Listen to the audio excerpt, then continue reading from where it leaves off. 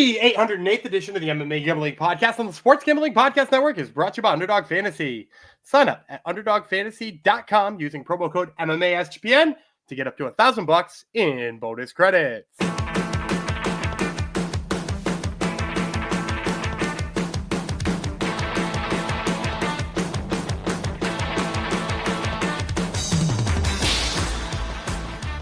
Howdy ho, DeGenerinos. Welcome to episode 808 of the MMA Gambling Podcast on the Sports Gambling Podcast Network, dedicated to Thomas McGregor, who on, now that I have to find it, now that I scrolled away. Okay, Thomas McGregor on YouTube commented, damn, bro, you right on that line with Burnell. Great work, had it perfect. So I got the line right on that one, but I didn't get the pick right. That's right.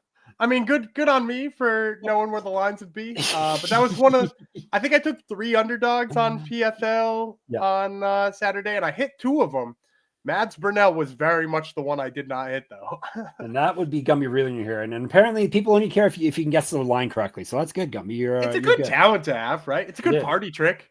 It is. He is Daniel Gumby Reland, a.k.a. Gumby Slice. I am the Ask Grinder Machine, Jeff Fox. And this is the MMA Gambling Podcast, and we're covering Oktagon today, one of our favorite promotions. We're trying to get more of you people on board. We need to have more viewers and listeners on Oktagon. So tell a friend. I wish Oktagon was on UFC Fight Pass, so then more people could watch it. So I think that's probably better for themselves. No, I know. I just mean for us, selfish reasons. Yeah. I'm sure they were doing fine style. How much does it sell for in American money? How much are the pay-per-views? I think 10. It's like $10 or $15.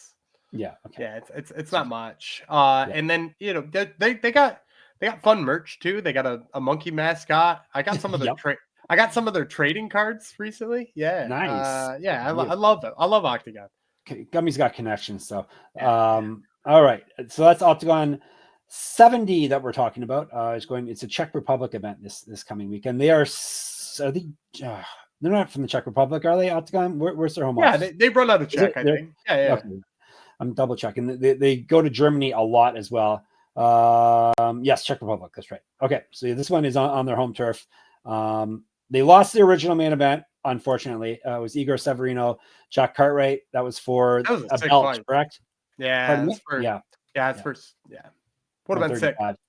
Yeah, would have been sick, but one of them got sick, injured. That would be Cartwright. But we got a Tip Sport Game Changer tournament.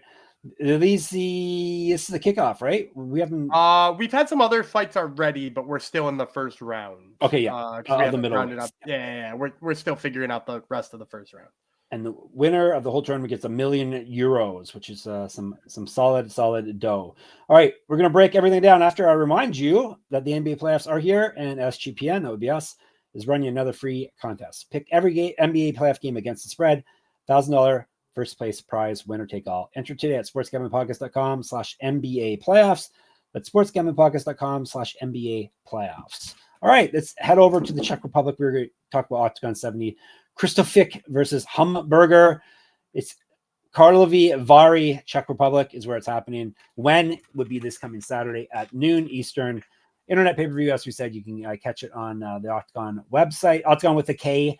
Not the other Oktagon that runs promotions. That one's with a K too, I think. No, I think is there another one with a K, and there's one with a C for sure as well. So yeah, it can get confusing.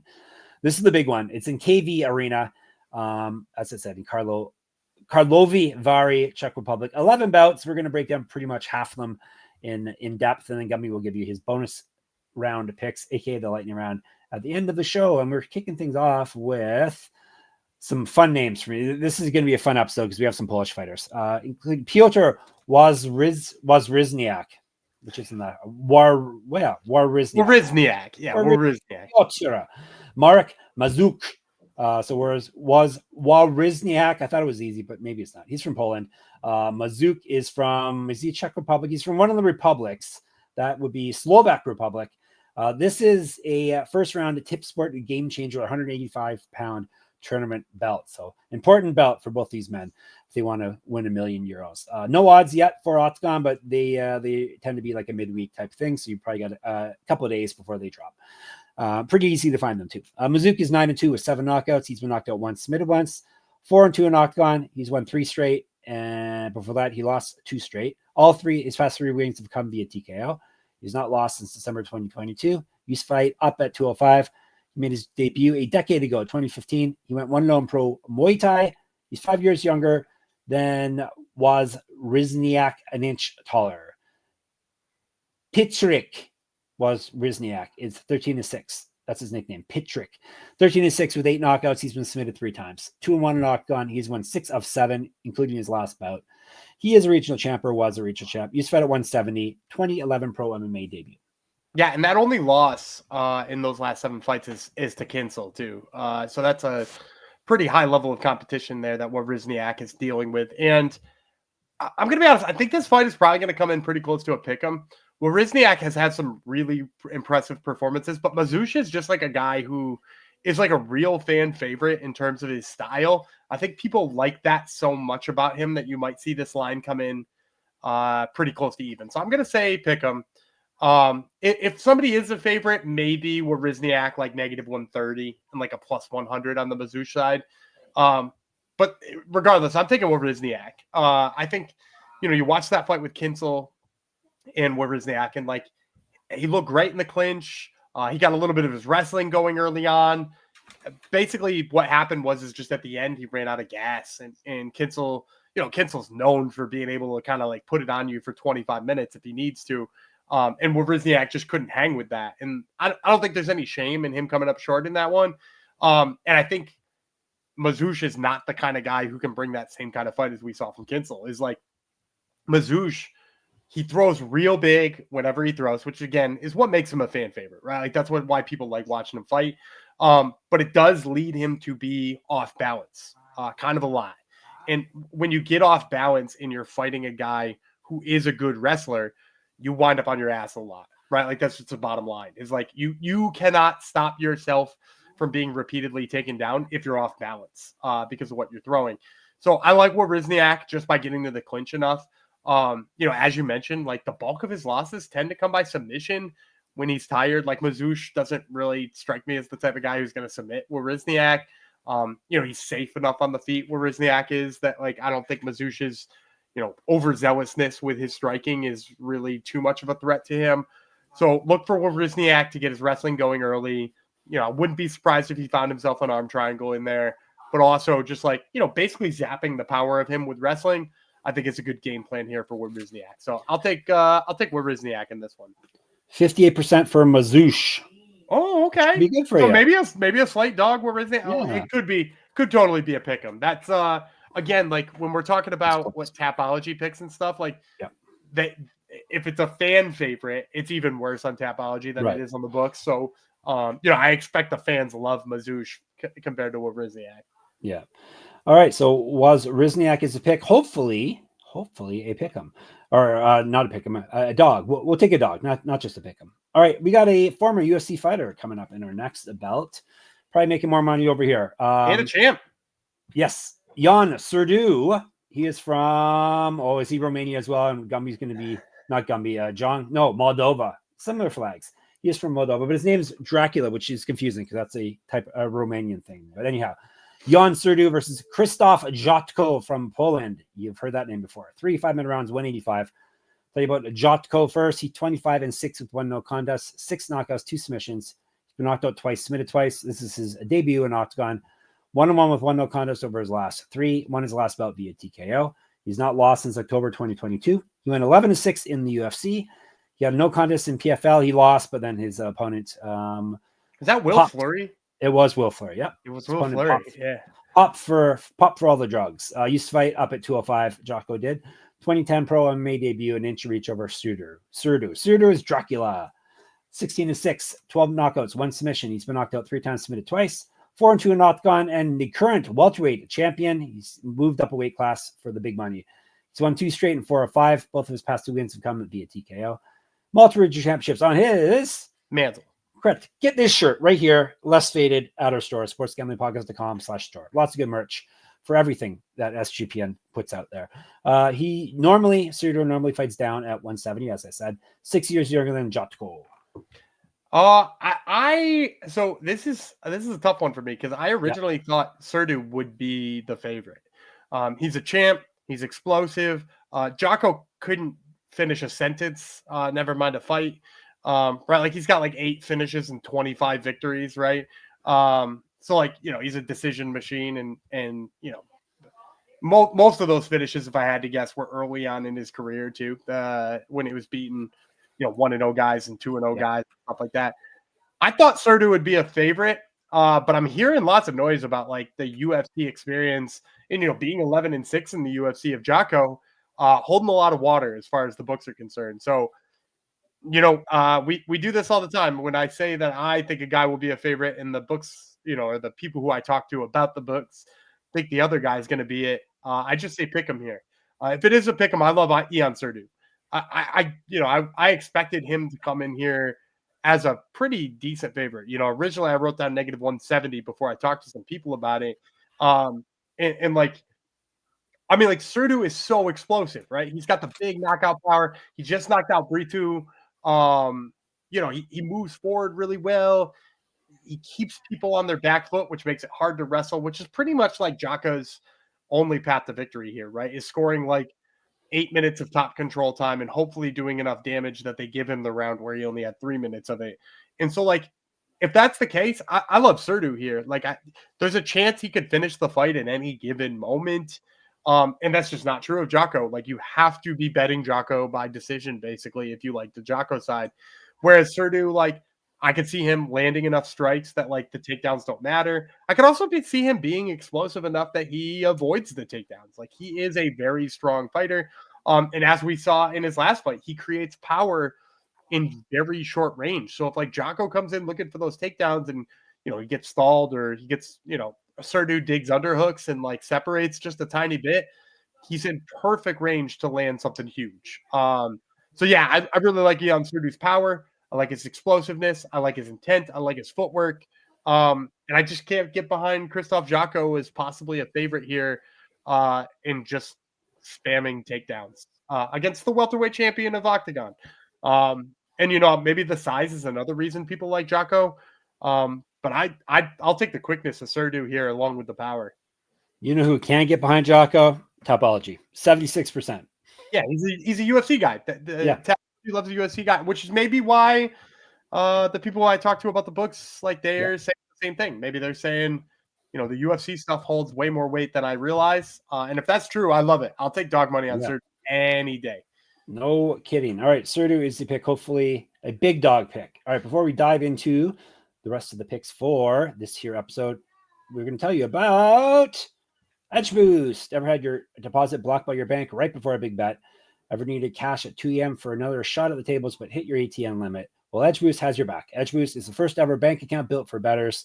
Edge Boost gives you fast, reliable access to your funds, making it easier to move money when and where you need it, without the delays that can come with traditional banks. For you high rollers, you can move up to $250,000 a day on your Edge Boost Visa debit card with unlimited withdrawals. This works 24/7 for instant deposits. Never wait for a wire to clear again. It gets better. Every time you deposit into a qualified gambling account, you earn cashback rewards up to 0.5%. All this for no usage fees and no minimum balance. Edge Boost is a debit account that makes it easy to get started with no credit checks, no minimum balance, and no usage fees.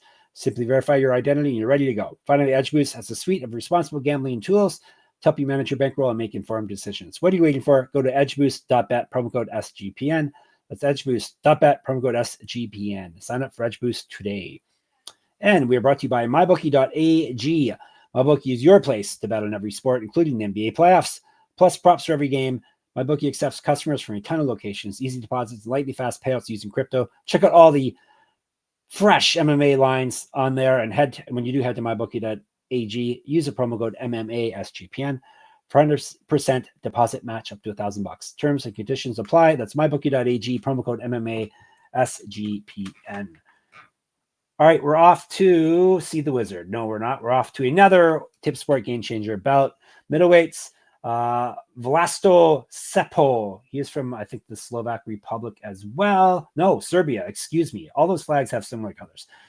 Erhan Kartal is his opponent. He is not from Serbia. He is from Austria. These guys, like as I mentioned, are in the Tip Sport game changer. So 3 5-minute rounds at 185.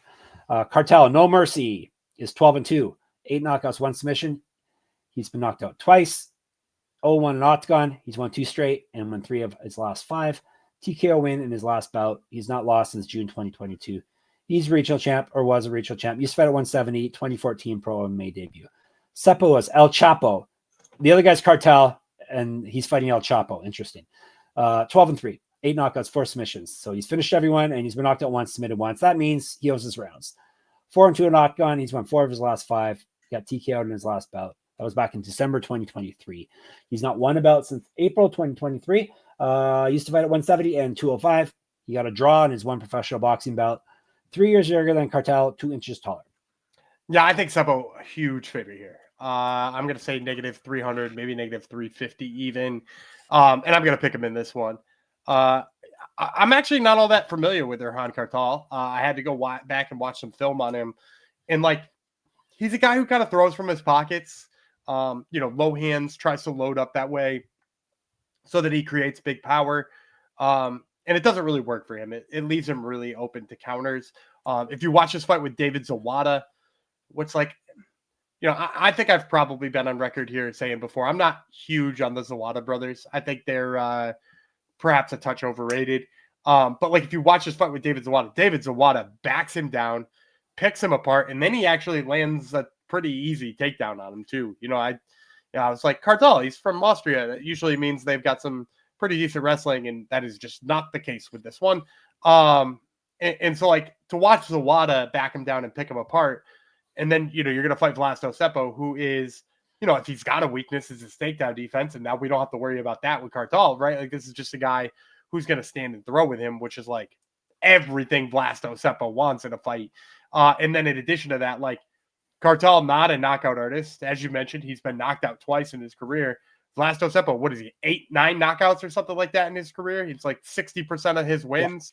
Yeah, this is a guy who throws absolute bombs and picks people apart. And, he'd be a contender regularly at middleweight in Oktagon if he had any takedown defense. And luckily in this fight, he's got a guy who's probably going to slug it out with him.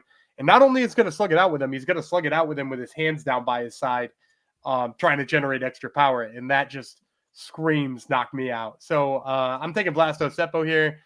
If that number is super juiced up, like I said it would be, -300, -350, look for a place where you can play the under as well. I think Vlasto Čepo gets him out of there pretty quick. If you can play the under 1.5 along with Čepo, probably makes it a lot nicer. And I would not expect this to last terribly long.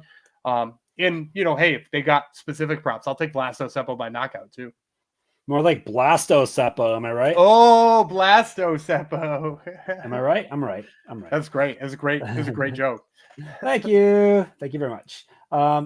We're having a title fight. It's not in the main event though, because people don't like women. People are against women apparently, because this is for the women's strawweight a championship belt with a former UFC fighter, the champion, and Mallory Martin for the United States, up against Eva Dourthe from France, 5-minute rounds.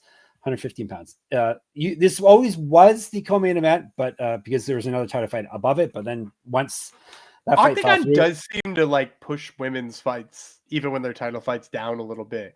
Because I remember on their social media when Lucy Pudilova was going to fight Cecily Bolander for the vacant title there, they were like, I think they put on their social media, do you want this to main event the prelims or be on the main card? And I was like, why is this a question? This is a sick fight with a former UFC fighter in it. And like, you know how I feel about Cecily Bolander. I think she's nasty. So like, what are we talking about putting this on the prelims for? And then Mallory Martin, an American fighter with a UFC background, and somehow still not a main event. Yeah. Well, they're not a perfect promotion apparently, but that's okay.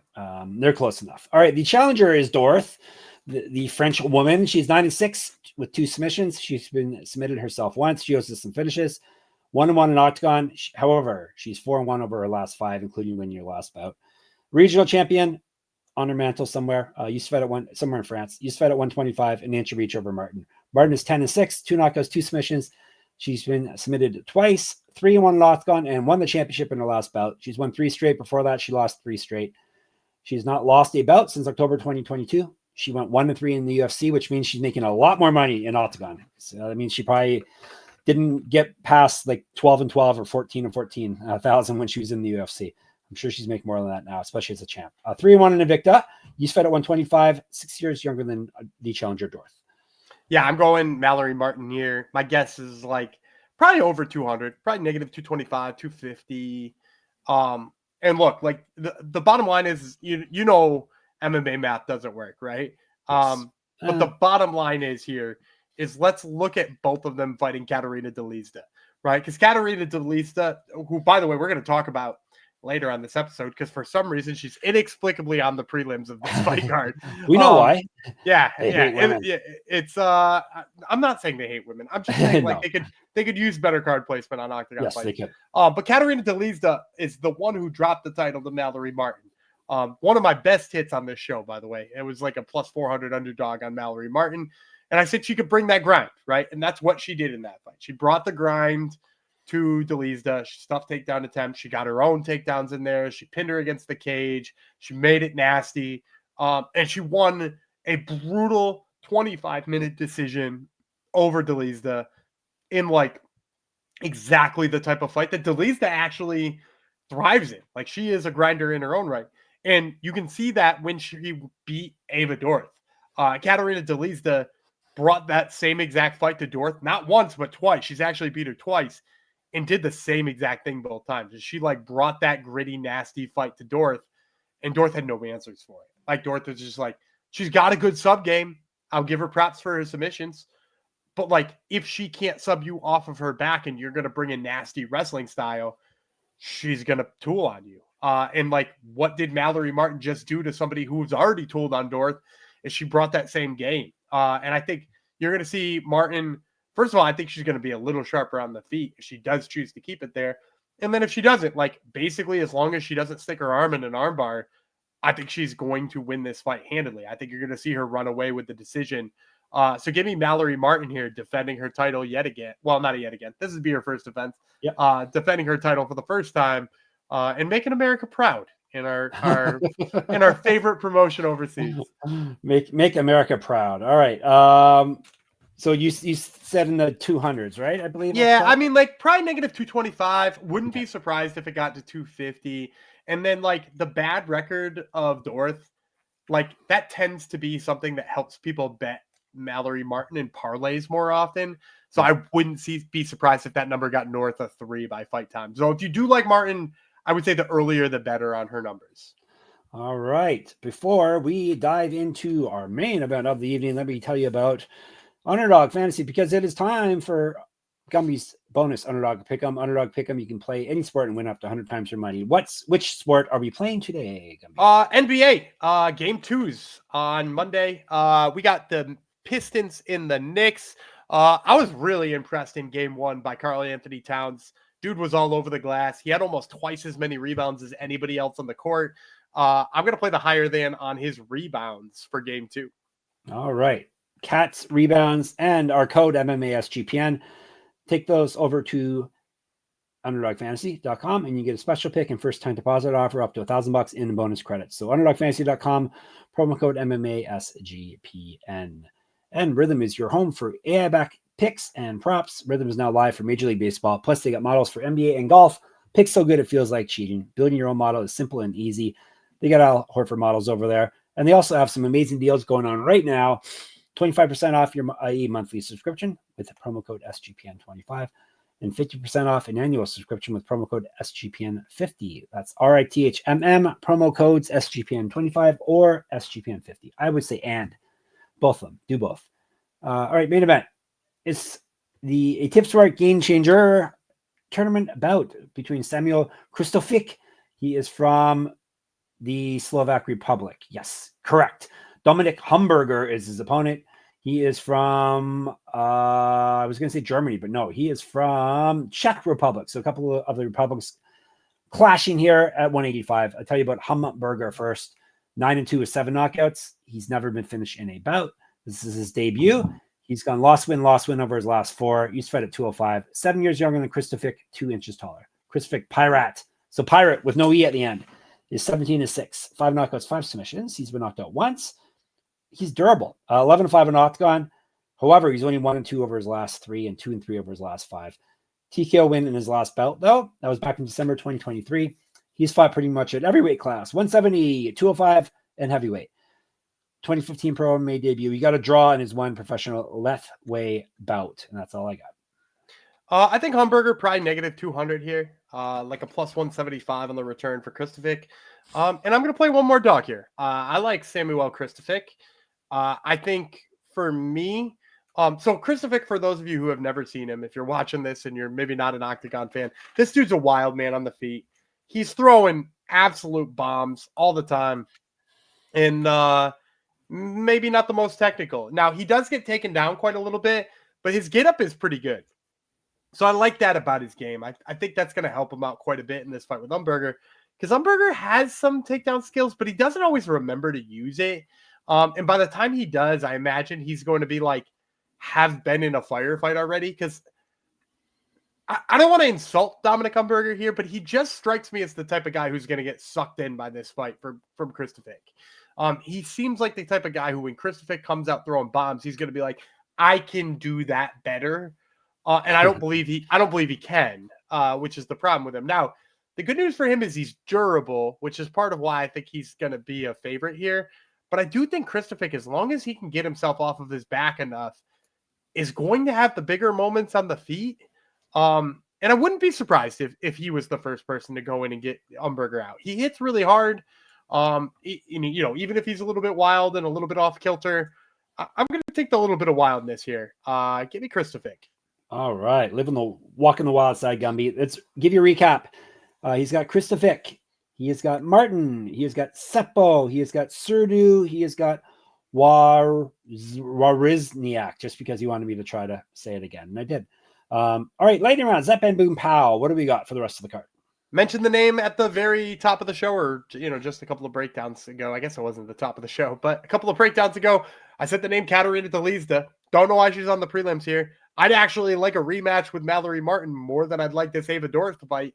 Katarina Dourthe is in there to absolutely murk somebody. I have to imagine her number will look unplayable, but she's going to dominate that fight quite easily. So feel free to throw her in a parlay, even if it only adds a couple of digits to your parlay. So I like her in this one, and I also like Hojat Kajavan.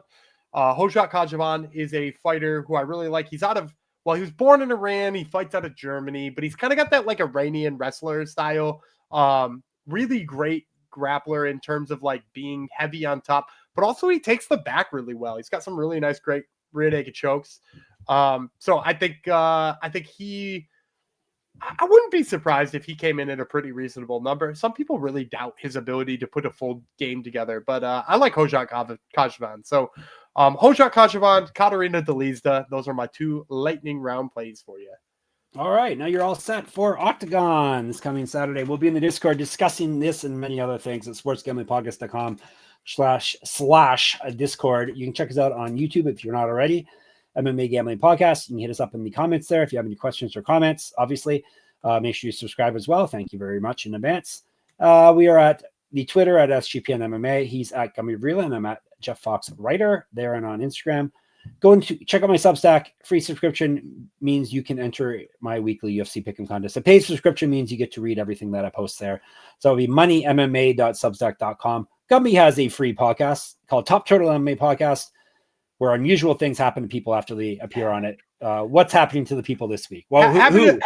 Happened to their opponents. Yes. Evan Elder. In general, I don't know if it's unusual. Well, I guess it's unusual.